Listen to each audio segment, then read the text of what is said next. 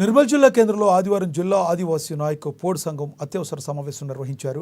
సంఘం అభివృద్ధి భవిష్యత్ కార్యాచరణ గురించి చర్చించినట్లు జిల్లా అధ్యక్షులు పోతిండ్ల శంకర్ తెలిపారు. ప్రతి గ్రామాల్లో ఉన్నటువంటి భీమన్న ఆలయాలకు ధూపదీప నైవేద్యాలకు ప్రభుత్వం నుండి దేవాదాయ శాఖ తరపున ఒకరికి ఉద్యోగం కల్పించనున్నారు. ఆదివాసీ విద్యార్థులకు సరైన న్యాయం జరిగి ఉన్నత చదువుకై పాఠశాలలో కాలేజీల్లో సీట్లు వచ్చే విధంగా కృషి చేయాలని ప్రభుత్వానికి విన్నవించారు. భూమి లేని నిరుపేదలకు పోడు భూములు ఇచ్చి ఆదుకోవాలని రాష్ట్ర ప్రభుత్వాన్ని కోరారు.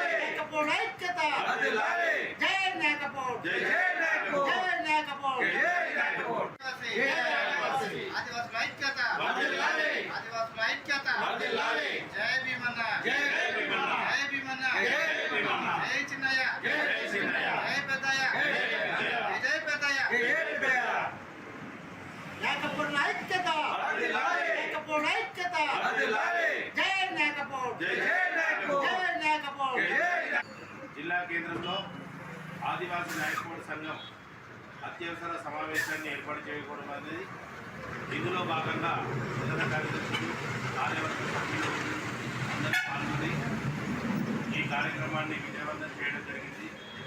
ఈ కార్యక్రమంలో భాగంగా మన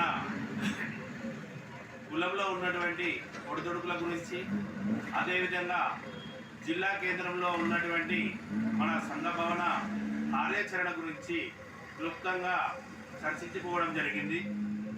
ఈ కార్యాచరణలో భాగంగా మన కుల సంఘం గత సంవత్సరాలు 15 సంవత్సరాలు 16 సంవత్సరాల నుండి ఆ నిర్మాణ పనులని కొనసాగించడంలో జాప్యం జరుగుతున్నందున ప్రతి ఒక్కరూ బాధ్యతగా గ్రామ స్థాయి నుండి, మండల స్థాయి నుండి, డివిజన్ స్థాయి నుండి జిల్లా స్థాయి వరకు ఉన్నటువంటి సర్పంచులు కానివ్వండి, ఎంపీటీసీలు కానివ్వండి, అలాగే మన కుల సంఘ నాయకులు కానివ్వండి, వీరందరూ కూడా ఏకతాటిపై వచ్చి ఈ నిర్మాణ కార్యక్రమంలో పాలుపంచుకొని మన లోపల ఉన్నటువంటి మిగతా సంఘాలందరూ కూడా మన భేదం లేకుండా ఈ కులం యొక్క నిర్మాణానికి, కమిటీ నిర్మాణానికి ముందడుగు వేయాలని విన్నవించడం జరుగుతుంది. జిల్లా కేంద్రంలో ఆదివాసీ నాయకుడి సంఘం అత్యవసర సమావేశాన్ని ఏర్పాటు చేయకూడదు అనేది ఇందులో భాగంగా